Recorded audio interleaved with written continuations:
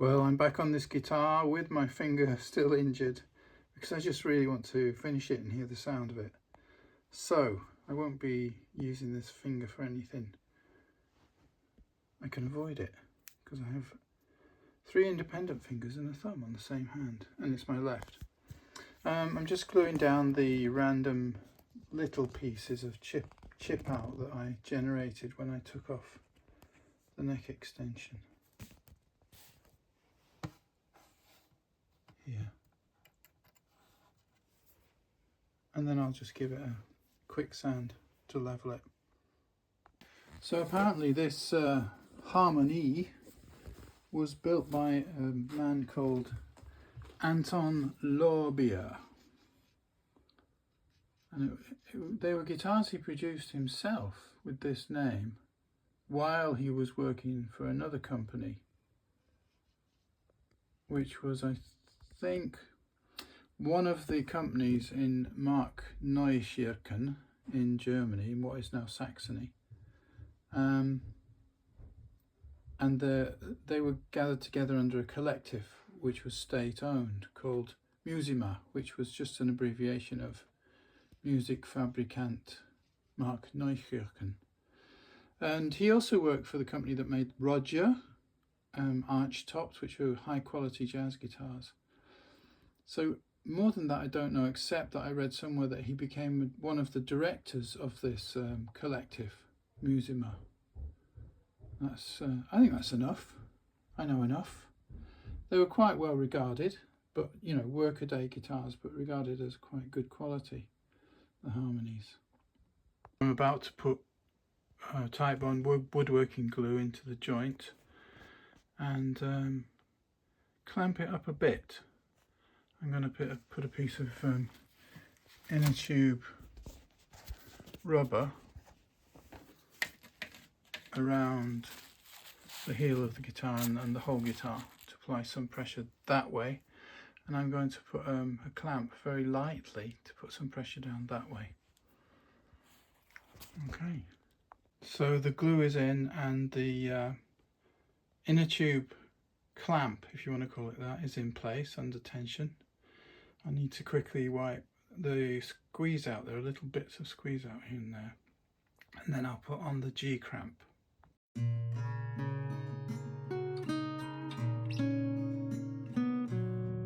There it is, clamped up. We'll only know for sure how good the angle of the neck reset is once it's dried and I've taken the clamps off. Then I can put a straight edge to the bridge and finally try strings. Fingers crossed.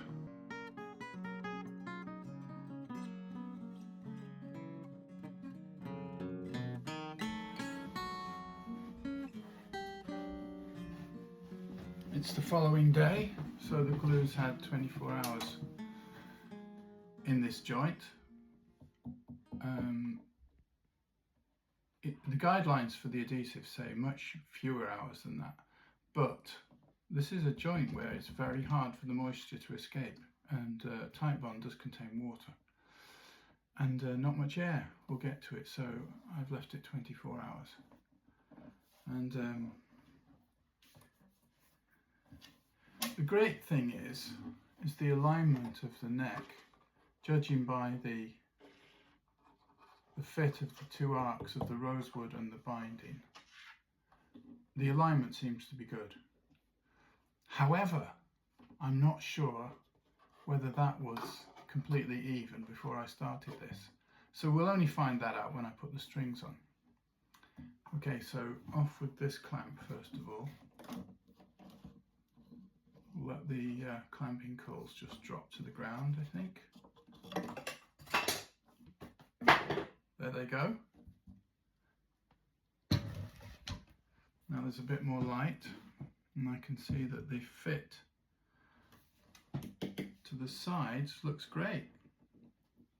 No worrying gaps. There is, however, a little bit of a gap at the bottom of the heel, despite this rubber. But I'm hoping that doesn't make much difference. Fingers crossed. Hopefully this is a successful neck reset. Okay, now off with the rubber sort of clamp. And the next thing will be to run a straight edge and see where it hits the bridge.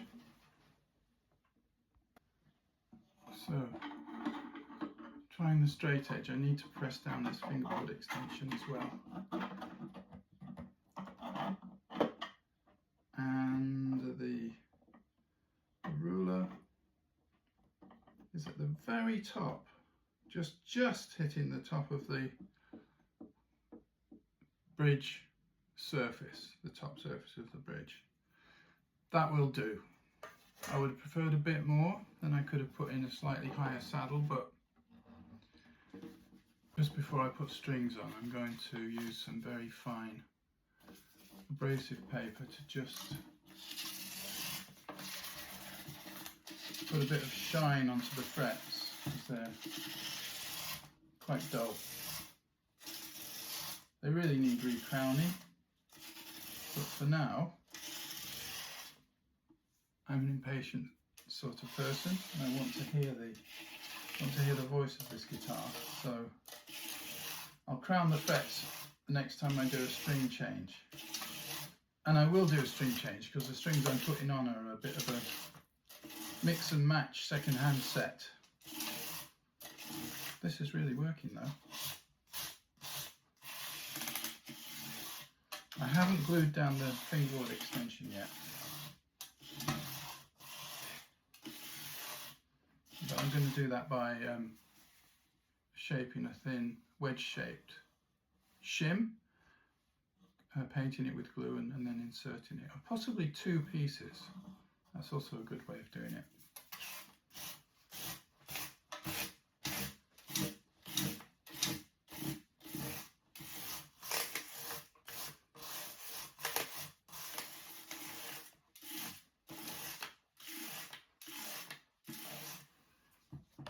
Looks a bit better. I just stopped myself in time.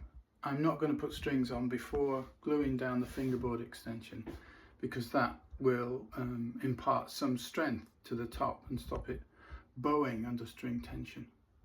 So a bit more patience yet.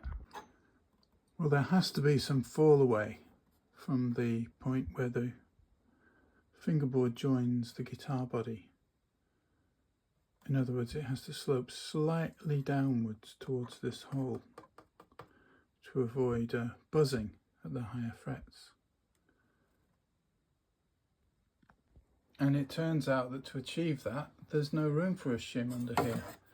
So I need to glue this back down directly to the guitar soundboard. Okay. So trial clamping again. I'm going to use this as a caul underneath again to clear the brace, but I'll face it that way, I think. Should I? No, I'll face it that way. And then I just need a piece for the top as before. Something a bit thinner. So I'm going to stand the guitar on its peg head, and using gravity I'm going to drip tight bond along here and work it in with this palette knife and then clamp it up. Gravity assisted, like this.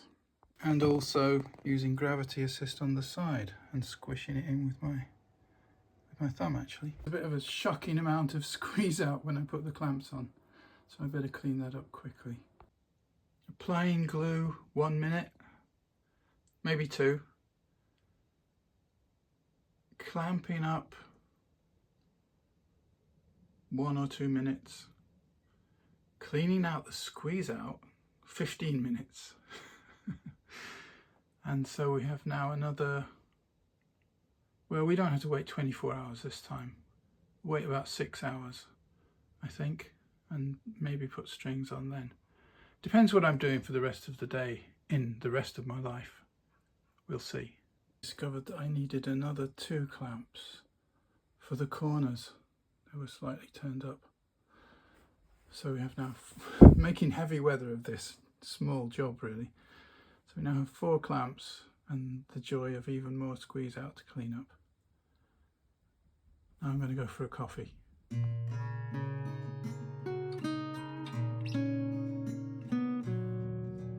Morning sunlight the day after, and I'm going to take the clamps off. So the things which are good, the squeeze out I did manage to clean up, so it looks like a nice finish. As I said before, the arc of the fingerboard and the arc of the sound hole line up, so there's a chance the string run will be good. And as I also said before, putting a straight edge on does just, yeah, it does just hit the wood of the bridge by, you know, a fraction of a millimetre. It's not going to be the lowest action in the world, but it never was going to be with a guitar built to the workaday quality. Right, we'll put strings on. So just the 2 outer strings on. The alignment looks great actually. What I mean by that is the side to side alignment. So there are now strings on this guitar, and I can't really play because of my injured finger, but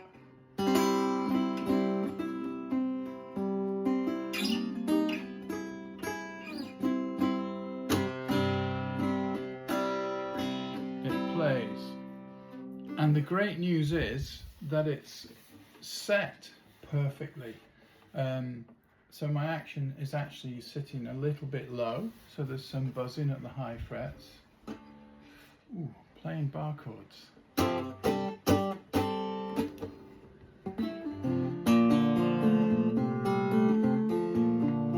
sure you can hear the buzzing, which means I can actually put in a slightly higher saddle, which is what I wanted, because this one is really way too low. So my worry was that I had underset the neck, that I hadn't cranked it back enough. In fact, it's spot on. This I will play in some future video pretty soon, I hope, when my finger's a bit better and when I have put in a slightly higher saddle. But for now, that's the end of this restoration story. Thank you for watching, and be back for more. Like if you liked it, subscribe if you feel like it. Okay, bye.